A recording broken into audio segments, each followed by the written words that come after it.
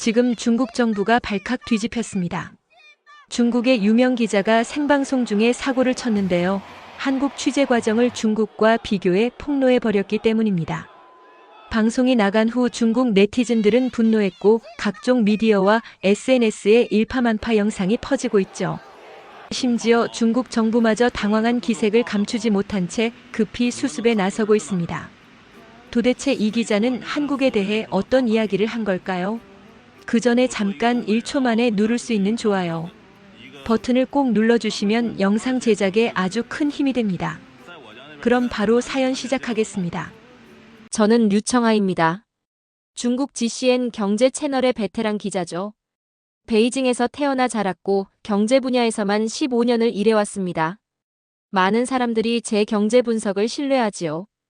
특히 주변국 경제 상황을 날카롭게 지적하는 걸로 유명합니다. 제 입에서 나온 분석은 시청자들에게 곧 진리로 받아들여지곤 했습니다. 그만큼 책임감도 컸지만 한편으로는 자부심도 느꼈습니다. 한국 경제, 중국에 비하면 초라하죠. 과거의 영광일 뿐이에요. 지난주 생방송에서 제가 한 말입니다. 시청자들은 열광했고요. 우리 소셜 미디어에선 한국은 중국인을 싫어한다는 글이 끊임없이 올라옵니다. 제 동료들도 한국을 그냥 지나가는 나라 정도로만 생각하죠. 사실 저도 그들과 다르지 않았습니다. 한국에 대한 인식은 대부분 중국 내 매체와 소문에서 얻은 것뿐이었으니까요. 류청아, 다음 주제는 어떤 걸로 할까요? 프로듀서가 물었습니다. 문득 생각이 스쳤습니다. 저는 한국에 대해 많은 말을 했지만 직접 가본 적은 없었어요. 모든 정보는 다른 매체나 소문에서 얻은 것뿐이었죠. 기자로서 이것이 얼마나 위험한 일인지 갑자기 깨달았습니다. 내가 알던 한국이 진짜 한국일까? 이런 의문이 머릿속을 맴돌았습니다. 한국 특집을 하고 싶습니다. 직접 가서 취재해 보겠습니다. 프로듀서는 눈을 크게 떴습니다. 지금이 한국 특집할 때인가요? 네, 중국과 비교해서 한국 경제가 얼마나 뒤처져 있는지 직접 확인하고 오겠습니다. 사실 마음속에는 다른 생각도 있었습니다. 진짜 한국은 어떨까 하는 궁금증이었습니다. 중국 미디어에서 항상 우리보다 못한 나라로 묘사되던 한국의 실체를 확인하고 싶었어요. 그렇게 새로운 도전을 준비했습니다. 어쩌면 이번 취재가 제 경력의 전환점이 될지도 모른다는 예감이 들었습니다. 한국의 경제적 몰락을 생생하게 전달하는 특종 기사가 될 수도 있을 테니까요. 다음 날 편집실에서 후배이자 촬영 감독인 황성이 다가왔습니다. 황성은 저보다 10년 후배로 항상 열정 넘치는 젊은 친구였습니다. 하지만 오늘은 유독 걱정스러운 표정을 짓고 있었어요. 선배, 한국 가는 거 진짜 괜찮아요? 요즘 한국인들 중국에 대한 감정이 안 좋다던데. 걱정 마. 난 기자야. 직접 보고 판단하는 게 내 일이지. 제 확신에 찬 목소리에 황성은 고개를 끄덕였지만 그의 눈빛에는 여전히 불안함이 서려 있었습니다. 사실 저도 완전히 확신한 것은 아니었지만 적어도 그렇게 보이려 노력했습니다. 기자로서의 직감이 이번 취재가 평범하지 않을 것이라고 속삭이고 있었거든요. 그렇게 2주간의 한국 취재 일정을 확정했습니다. 목적지는 서울. 경제 강국이라 자부하는 한국의 심장부로 들어가려 합니다. 출발 전날 중국 소셜미디어에 이런 글을 올렸어요. 한국의 진짜 모습을 보고 오겠습니다. 기대하세요. 많은 팔로워들이 응원과 함께 한국의 몰락을 제대로 보여주세요라는 댓글을 달았습니다. 한 팔로워는 류청아만이 한국의 허상을 벗길 수 있다고까지 말했죠. 그런 기대에 부응해야 한다는 부담감이 커졌습니다. 항공권을 예약하고 호텔을 잡고 취재 계획을 세우면서도 마음 한구석엔 의문이 있었어요. 내가 그동안 진실만 말해왔을까? 하지만 이내 고개를 저었습니다. 중국은 이미 한국을 경제적으로 훨씬 앞서가고 있으니까요. 그건 모두가 아는 사실이라고 생각했습니다. 통계 자료도 그것을 뒷받침하고 있었으니까요.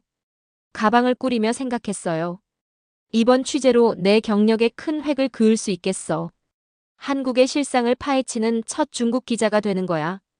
이런 생각을 하니 가슴이 벅차올랐습니다. 그동안 중국 내에서만 활동하던 제가 드디어 국제 무대로 발을 넓히는 순간이라고 느꼈어요. 그렇게 저는 모든 준비를 마치고 베이징 국제공항으로 향했습니다. 아직은 제가 이 취재로 인해 얼마나 큰 충격을 받게 될지 전혀 모른 채 말이죠. 이번 한국 방문이 단순한 취재를 넘어 제 인생의 전환점이 될 거라곤 상상도 못했습니다. 비행기를 타기 전 황성에게 마지막 전화를 걸었습니다. 촬영 장비 다 챙겼어? 우리가 찾는 건 한국의 부정적인 모습이니까 그런 것들을 잘 포착할 수 있도록 준비해. 네, 선배. 걱정 마세요. 한국의 몰락한 모습 확실하게 담아오겠습니다. 비행기 안에서도 계속 생각했습니다. 정말 한국은 우리가 알고 있는 그런 나라일까? 그 답을 찾기 위해 저는 서울로 향했습니다. 인천국제공항에 도착한 순간부터 예상과 달랐습니다. 비행기에서 내려 공항 건물로 들어서자마자 깨끗하고 효율적인 시스템에 놀랐어요. 자동 출입국 시스템은 제가 중국에서 보던 것보다 훨씬 빠르고 정확했습니다. 사람들은 조용히 질서를 지키며 줄을 서 있었고 안내원들은 친절하게 외국인들을 도와주고 있었습니다. 이게 한국이라고? 중국보다 훨씬 뒤처졌을 줄 알았는데. 공항을 빠져나오며 한국에 대한 내 선입견이 첫 번째로 흔들리기 시작했습니다. 생각보다 깔끔하고 현대적인 시설에 잠시 당황했지만 곧 마음을 다잡았죠. 겉모습만 보고 판단하면 안 돼. 더 깊이 들어가 봐야 해. 공항은 그저 국가의 얼굴일 뿐이니까. 공항을 빠져나오면서 택시를 잡았습니다. 기사님이 제게 중국어로 말을 걸었어요. 니하오. 중국에서 오셨어요? 놀라서 대답했습니다. 네, 베이징에서 왔습니다. 중국어를 하시네요. 요즘 중국 손님이 많아서 조금 배웠어요. 어디로 모실까요? 서울 중심가의 호텔 이름을 말했습니다. 택시가 고속도로를 달리는 동안 창밖 풍경을 유심히 살펴봤어요. 깔끔한 도로, 질서 있게 달리는 차들, 그리고 무엇보다 맑은 하늘이 인상적이었습니다. 베이징의 회색빛 하늘과는 너무나 대조적이었죠. 공기가 생각보다 깨끗하네요. 제가 말했습니다. 택시 기사님이 웃으며 대답했어요. 몇 년 전보다 많이 좋아졌죠. 중국은 어떤가요? 순간 말문이 막혔습니다. 베이징의 스모그를 떠올리니 비교하기가 민망했어요. 서울 도심에 들어서자 고층 빌딩들이 시야에 들어왔습니다. 깔끔한 디자인의 현대적인 건물들, 세련된 상점들, 그리고 세계적인 브랜드 광고판들이 즐비했어요. 중국 매체에서 보던 경제적으로 침체된 한국의 모습은 찾아볼 수 없었습니다. 여기가 강남이라는 곳입니다. 기사님이 말씀하셨어요. 정말 발전된 도시네요. 제 말에 기사님은 웃기만 하셨습니다. 호텔에 체크인하고 잠시 쉰 후 가벼운 마음으로 주변을 둘러보기로 했습니다. 거리는 깨끗했고 사람들은 세련되게 옷을 입고 있었어요. 중국에서 보던 한국 드라마의 모습 그대로였습니다. 그런데 드라마가 아닌 현실이라니 조금 당황스러웠습니다. 근처 카페에 들어가 자리에 앉았습니다. 주문을 위해 직원을 불렀는데 그녀는 영어로 저에게 말을 걸었어요. 무엇을 도와드릴까요? 중국에서 왔습니다. 한국어를 못해서 죄송합니다. 제가 말했어요. 그녀는 미소 지으며 대답했습니다. 괜찮아요. 저희도 중국어 메뉴가 있어요. 중국어 메뉴를 받아들고 깜짝 놀랐습니다. 우리나라에선 외국인을 위한 이런 세심한 서비스를 찾기 어려웠거든요. 커피를 마시며 노트북을 꺼내 내일의 일정을 확인했습니다. 삼성전자 본사 방문이 예정되어 있었어요. 중국의 경쟁사인 화웨이와 비교하려는 계획이었죠. 옆 테이블에 앉은 젊은이들이 열심히 공부하는 모습이 눈에 들어왔습니다. 노트북, 태블릿, 스마트폰을 동시에 사용하면서 효율적으로 일하고 있었어요. 이런 모습은 베이징에서도 볼 수 있지만 여기선 모두가 그런 분위기였습니다. 한국 생각보다 선진국인데. 저도 모르게 중얼거렸습니다. 카페를 나와 호텔로 돌아가는 길에 스마트폰으로 황성에게 메시지를 보냈습니다. 첫날부터 놀라운 것들이 많아. 한국은 우리가 생각한 것과 달라. 황성의 답장이 곧바로 왔습니다. 선배, 벌써 세뇌당하셨나요? 하. 웃으며 대답했습니다. 아니, 그냥 사실을 말하는 거야. 내일 더 많은 것을 보고 알려줄게. 호텔 방으로 돌아와 창밖의 서울 야경을 바라보며 생각했습니다. 이제 시작일 뿐이야. 표면적인 모습에 속으면 안 돼. 진짜 한국을 보려면 더 깊이 들어가 봐야 해. 하지만 마음 한구석에선 이미 제가 가지고 있던 편견의 일부가 무너지고 있었습니다. 아침 일찍 일어나 호텔 근처의 한 카페에 갔습니다. 삼성전자 방문 전에 취재 계획을 정리하려는 참이었어요. 카페는 깔끔했고 인테리어도 세련됐습니다. 자리에 앉아 노트북을 펼치고 커피를 주문했어요. 아메리카노 한 잔이요. 한국에 왔으니 한국어를 조금이라도 써보고 싶었거든요. 직원은 활짝 웃으며 고개를 끄덕였습니다. 그리고 제 테이블로 커피를 가져와 중국어로 여기 있습니다라고 말했어요. 발음은 어색했지만 그 노력이 감동적이었습니다. 감사합니다. 중국어로 대답하자 그녀는 기뻐하며 웃었습니다. 노트북으로 삼성전자에 관한 자료를 찾고 있는데 갑자기 옆 테이블에 앉은 한국인이 제게 말을 걸었어요. 중국에서 오셨나요? 그는 영어로 물었습니다. 네, 베이징에서 왔어요. 어떻게 아셨죠? 방금 중국어로 말씀하셔서요. 저는 상하이에서 3년 동안 일했어요. 그와 이야기를 나누면서 한국과 중국의 비즈니스 환경에 대해 많은 것을 배웠습니다. 그는 중국에 대해 부정적인 말 한마디 없이 오히려 중국의 빠른 발전 속도에 감탄했어요. 한국인들이 중국인을 싫어한다는 소문과는 전혀 달랐습니다. 한국과 중국은 서로 배울 점이 많은 이웃이죠. 경쟁도 하지만 협력할 때 더 큰 성장을 이룰 수 있다고 생각해요. 그의 말에 깊이 공감했습니다. 대화를 마치고 계산을 하려 일어섰는데 지갑이 없었어요. 주머니를 뒤지고 가방을 뒤져봐도 지갑은 보이지 않았습니다. 순간 식은땀이 흘렀어요. 중요한 카드와 현금, 신분증이 모두 들어있었거든요. 급히 황성에게 전화했습니다. 지갑을 잃어버렸어. 어제 썼던 곳을 다 찾아봐야 할 것 같아. 선배, 이제 찾을 가능성 없어요. 한국에서도 지갑 도둑 많다고 들었는데. 황성의 말에 가슴이 더 무거워졌습니다. 포기하고 숙소로 돌아가려는 순간 카페 직원이 저를 불렀어요. 손님, 지갑 두고 가셨어요. 뒤돌아보니 아까 그 직원이 제 지갑을 들고 달려오고 있었습니다. 믿을 수 없어 지갑을 열어보니 카드, 현금이 한 푼도 빠지지 않고 그대로였어요. 정말 감사합니다. 어디서 발견하셨나요? 화장실 세면대 위에 놓여 있었어요. 다행히 손님 얼굴을 기억해서 찾아드릴 수 있었네요. 그녀의 미소에서 진정한 친절함을 느꼈습니다. 감사의 마음으로 팁을 주려 했지만 그녀는 고개를 저었어요. 괜찮아요. 당연한 일인걸요. 이 순간 이런 일이 중국에서 가능할까라는 생각이 스쳤습니다. 베이징에서 지갑을 잃어버렸다면 찾을 확률이 얼마나 될까요? 솔직히 확률이 높지 않을 겁니다. 삼성전자 본사로 향하는 택시 안에서 황성에게 다시 전화했어요. 지갑 찾았어. 카페 직원이 가져다 줬어. 정말요? 운이 좋으셨나 봐요. 운이 아니라 이곳 사람들의 정직함이야. 나는 지금 한국에 대한 내 생각을 많이 바꾸고 있어. 황성은 잠시 침묵했다가 말했습니다. 선배, 너무 쉽게 판단하지 마세요. 기자는 객관적이어야 하잖아요. 물론이지. 하지만 객관적이라는 건 사실을 있는 그대로 보는 거야. 지금까지 우리가 한국에 대해 가진 생각이 얼마나 객관적인지 생각해봐. 택시가 삼성전자 본사 앞에 도착했습니다. 웅장한 건물 앞에서 잠시 멈춰서서 생각했어요. 이곳에서 어떤 진실을 발견하게 될까? 가슴이 두근거렸습니다. 삼성전자 홍보팀과의 약속 시간에 맞춰 로비로 들어갔습니다. 안내 직원이 친절하게 맞이해 주었어요. 그녀는 중국어로 인사를 했고 제 이름을 정확하게 발음했습니다. 작은 디테일이지만 이런 준비성에 감동했어요. 류청아 씨, 환영합니다. 투어를 시작하기 전에 보안 절차가 있으니 협조 부탁드립니다. 중국어로 된 안내문을 건네받고 보안 절차를 밟았습니다. 그리고 삼성전자의 심장부로 향했죠. 이곳에서 본 기술력과 시스템은 제가 상상했던 것보다 훨씬 더 앞서 있었습니다.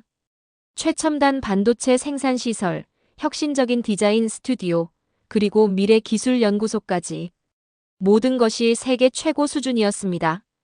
특히 인상적이었던 것은 직원들의 열정과 자부심이었어요. 그들은 자신의 일을 사랑하고 회사의 미래를 위해 끊임없이 노력하고 있었습니다.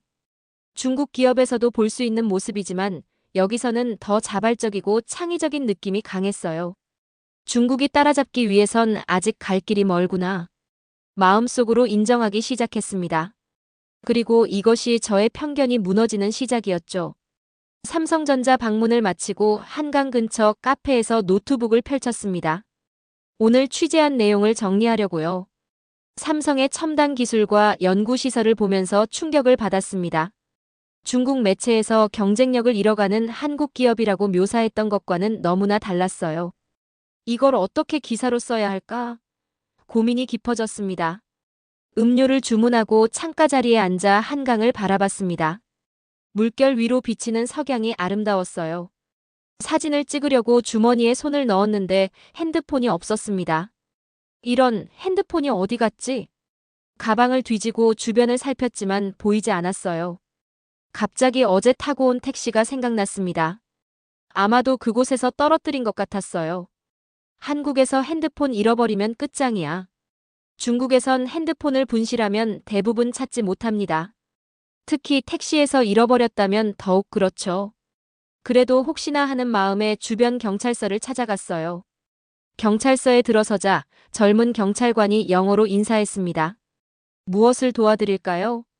핸드폰을 택시에서 잃어버렸어요. 중국인인데 어떻게 해야 할지 모르겠네요. 경찰관은 친절하게 미소 지으며 말했어요. 걱정 마세요. 택시 회사에 연락해 볼게요. 어제 타신 택시의 출발지와 도착지, 대략적인 시간을 알려주세요. 제가 알려준 정보를 바탕으로 경찰관은 몇 군데 택시 회사에 전화했습니다. 불과 10분 만에 그는 웃으며 고개를 끄덕였어요.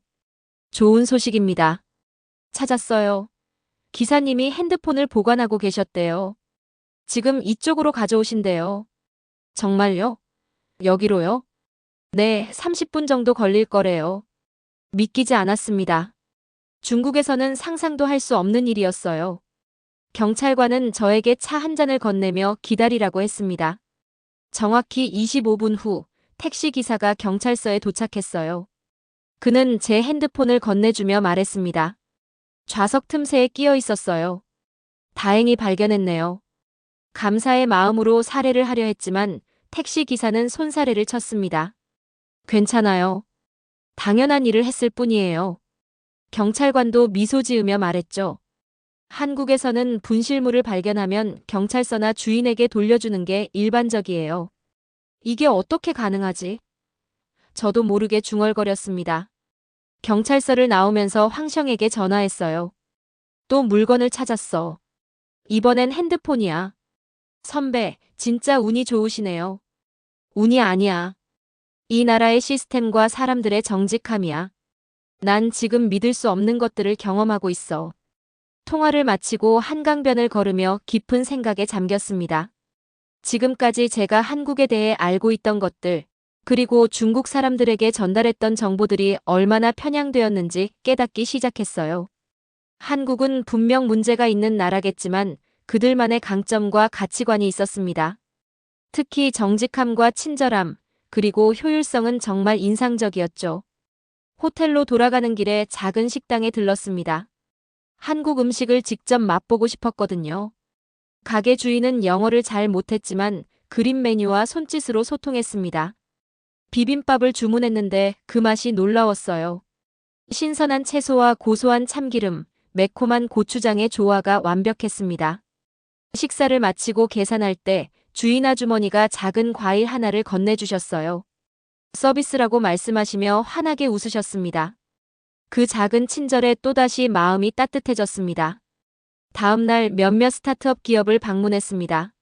한 스타트업 대표는 불과 1년 만에 글로벌 시장에 진출한 경험을 들려주었어요. 한국은 작은 나라지만 우리는 세계를 무대로 생각합니다. 크기가 아니라 기술력과 창의성으로 승부하지요. 그의 자신감에 감탄했습니다. 중국에서는 국내 시장만을 생각하는 경향이 있는데 이들은 처음부터 글로벌 시장을 목표로 했어요. 그들의 시야가 넓고 도전 정신이 강했습니다. 이런 정신이 한국을 지금의 위치로 끌어올린 원동력이 아닐까 싶었어요.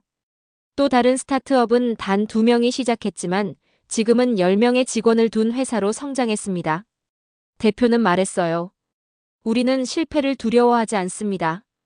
오히려 빨리 실패하고 빨리 배우는 것이 중요하죠. 이런 마인드가 한국의 빠른 회복력과 적응력의 비결인 것 같았습니다. 경제 위기가 있었지만 그들은 항상 더 강하게 돌아왔어요.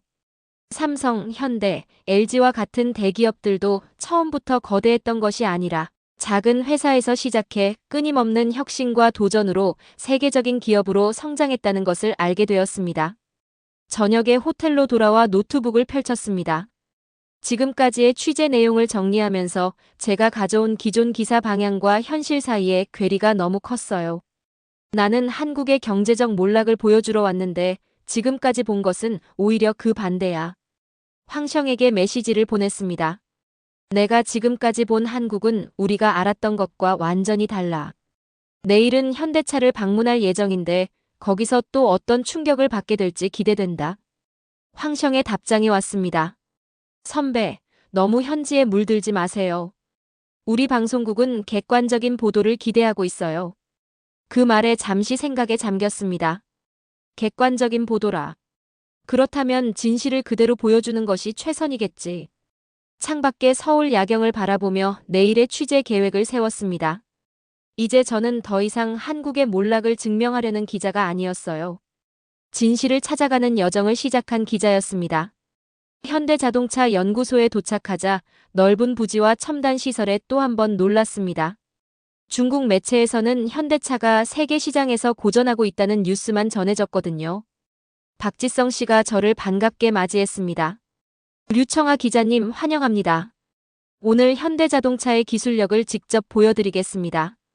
연구소 내부로 들어가자 자율주행 기술부터 수소 연료 전지, 배터리 기술까지 다양한 첨단 연구들이 진행되고 있었어요. 특히 현대차의 수소차 기술은 세계 최고 수준이라고 자부하더군요. 현재 중국이 전기차 시장에서 빠르게 성장하고 있지만 수소차 분야에서는 우리가 앞서 있습니다. 박지성 씨가 자신감 있게 말했어요. 왜 수소차에 집중하시나요? 제가 물었습니다. 미래 에너지 솔루션은 다양해야 합니다. 전기차만으로 모든 운송수단을 대체할 수 없죠. 특히 대형 상용차, 장거리 운행에는 수소가 더 효율적이에요. 그의 설명을 들으며 중국 자동차 산업의 전략과 비교했습니다. 우리는 대부분 전기차에 올인하고 있었어요. 한국은 더 다양한 가능성을 열어두고 있었죠. 한국이 이렇게 기술 선진국이었다니. 저도 모르게 중얼거렸습니다. 점심시간에 박지성 씨가 저를 구내식당으로 안내했고 놀랍게도 그곳에서 외국인 엔지니어들을 많이 볼 수 있었습니다. 우리는 글로벌 인재를 적극적으로 영입하고 있어요. 국적보다 능력이 중요하죠. 중국에서는 외국인 채용이 쉽지 않은데 한국은 훨씬 개방적이었습니다. 다양성이 혁신으로 이어진다는 것도 배웠어요. 오후에는 현대차의 디자인 센터를 방문했습니다. 디자이너들이 자유롭게 아이디어를 공유하고 토론하는 모습이 인상적이었어요. 위계 질서 없이 평등하게 의견을 나누는 모습이 중국 기업과는 달랐습니다. 우리는 수직적 문화에서 수평적 문화로 빠르게 변화하고 있어요. 디자인 센터장이 설명했습니다. 창의성은 자유로운 환경에서 피어나니까요. 취재를 마치고 나오는 길에 박지성 씨가 물었어요. 류청아 기자님, 한국에 대한 첫인상이 어떠세요? 솔직히 대답했습니다. 처음 생각했던 것과 많이 다릅니다. 중국에서는 한국 경제가 어려움을 겪고 있다고 알려져 있었거든요. 박지성 씨는 웃으며 말했습니다. 물론 우리도 도전과 어려움이 있어요. 하지만 위기를 기회로 바꾸는 것이 한국인의 DNA예요. 이제 호텔로 돌아오는 길에 황성에게 전화했습니다. 오늘도 놀라운 것들을 많이 봤어. 한국 기업들은 기술력으로 미래를 준비하고 있어. 선배, 방송사에서 원하는 기사가 아닌 것 같은데요. 잠시 침묵했다가 대답했습니다. 나는 진실을 보도할 의무가 있어. 한국 경제가 몰락 중이라고. 난 지금 완전히 다르게 보고 있어. 저녁에는 한국 경제 전문 PD가 있는 방송국을 방문했습니다. 그는 한국 경제의 현실에 대해 솔직하게 이야기해 주었어요. 우리도 많은 문제가 있습니다. 청년 실업, 주택 가격 상승, 저출산 등. 하지만 이런 문제들을 숨기지 않고 공개적으로 논의하지요. 그의 솔직함에 감동했습니다. 중국에서는 경제적 문제를 인정하기보다 감추려는 경향이 있거든요. 투명성이 결국 문제 해결의 첫걸음이네요. 제가 말했습니다. PD는 고개를 끄덕였어요. 정확합니다. 우리는 문제를 인정하고 해결책을 함께 모색합니다. 호텔로 돌아와 오늘의 취재 내용을 정리하면서 생각했습니다. 내가 정말 진실을 알려야 한다면 지금까지 내가 한국에 대해 말해온 것들을 모두 다시 검토해야 해. 제 인식이 하루하루 바뀌어 가고 있었습니다. 이제 남은 취재 기간 동안 더 깊이 한국을 이해하고 싶었어요. 다음 날 한국 방송국 KBS를 방문했습니다. 평소에 중국에서 보던 한국 관련 뉴스의 제작 현장을 직접 보고 싶었거든요. 방송국 로비에서 이수진 PD가 저를 맞이했습니다. 류청아 씨, 환영합니다. 오늘 우리 방송국 투어와 인터뷰를 준비했어요. 방송국 내부를 둘러보면서 뉴스룸, 스튜디오, 편집실 등을 차례로 방문했습니다. 특히 뉴스룸의 개방적인 분위기가 인상적이었어요.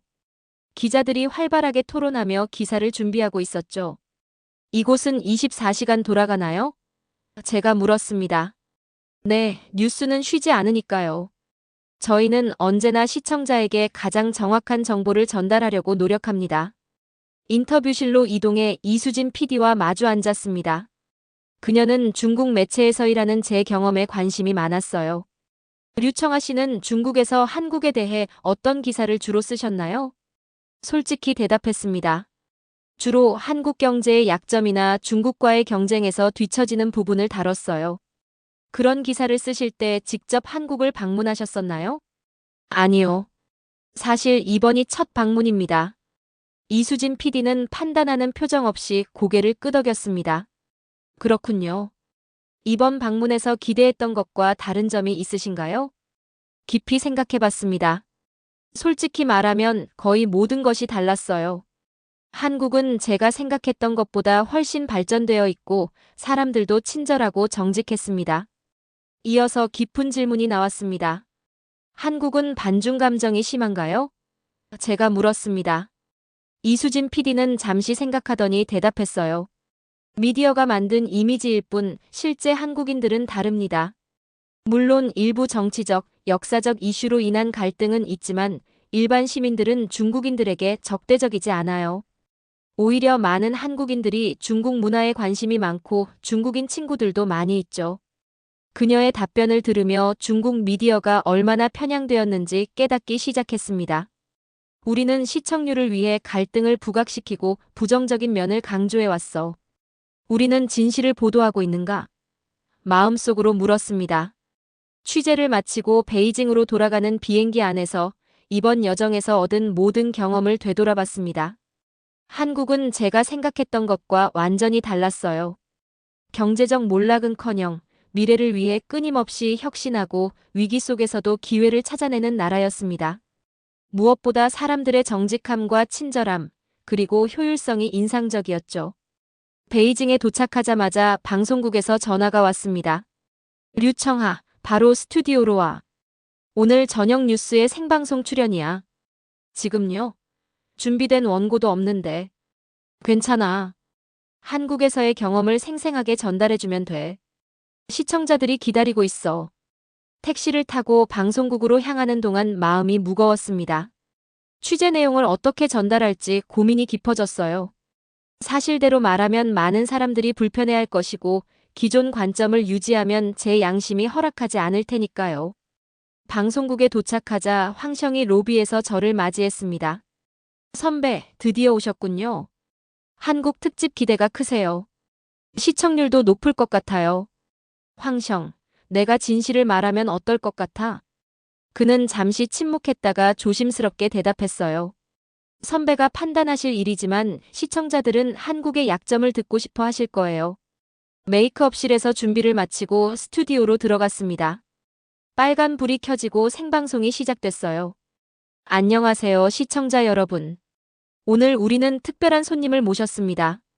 한국 특별 취재에서 막 돌아온 류청아 기자입니다. 류청아 기자, 한국의 상황은 어땠나요? 심호흡을 한 뒤 대답했습니다. 제가 본 한국은 우리가 알던 한국과 완전히 달랐습니다. 스튜디오가 순간 조용해졌어요. 한국은 경제적으로 몰락하고 있다고 알려져 있지만 제가 방문한 기업들은 세계적인 기술력을 갖추고 있었습니다. 삼성전자와 현대자동차는 여전히 혁신을 이끌고 있었고 많은 스타트업들이 글로벌 시장을 겨냥하고 있었어요. 진행자가 당황한 표정으로 끼어들었습니다. 하지만 한국 경제는 최근 몇 년간 성장이 둔화되었다는 통계가 있는데요. 맞습니다. 모든 나라가 경제적 도전에 직면하고 있어요. 하지만 한국의 강점은 위기를 기회로 바꾸는 회복력에 있습니다. 그들은 문제를 숨기지 않고 공개적으로 논의하며 해결책을 모색합니다. 진행자의 표정이 굳어졌습니다. 그가 기대했던 내용이 아니었으니까요. 한국인들의 반중 감정은 어땠습니까? 많이 느끼셨나요? 이 질문에 망설임 없이 대답했습니다. 그것도 우리가 알던 것과 달랐습니다. 제가 만난 한국인들은 대부분 친절하고 정직했고 제 지갑과 핸드폰을 잃어버렸을 때 모두 온전히 돌려받았습니다.